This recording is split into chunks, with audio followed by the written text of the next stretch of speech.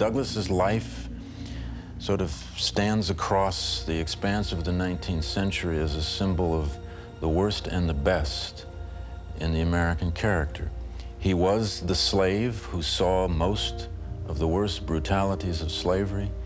He was the slave, however, who freed himself and by luck, pluck, and gifts remade himself. Most importantly, he had an enormous ability to capture in words the meaning of what America is about. I have no accurate knowledge of my age, never having seen any authentic record containing it. By far the larger part of the slaves know as little of their ages as horses know of theirs, and it is the wish of most masters within my knowledge to keep their slaves thus ignorant. I do not remember to have ever met a slave who could tell of his birthday. Frederick Douglass, 1845.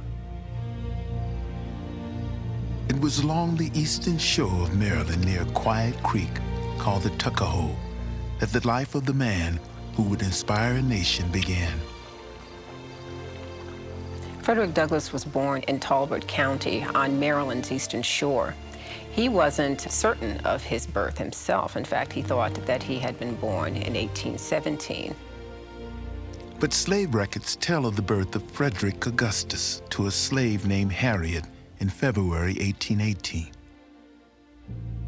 He knew who his mother was, although she was a distant figure in his life. She lived on another plantation. He never really knew who his father was, although he came to believe that his father was definitely a white man and probably his master. Raised by his grandmother at the far end of the plantation, the tiny boy named Frederick led a carefree, playful life along the muddy shores of the Tuckahoe until he was 6. At about age 6, Douglass found that his childhood had come to an abrupt end. He was assigned to act as the companion and caretaker of the child of the owner of the plantation. And as a result, he could get in trouble for things that he either had done or had failed to do. And so it became immediately apparent that he was no longer a child, but was a slave and was part of that institution of slavery.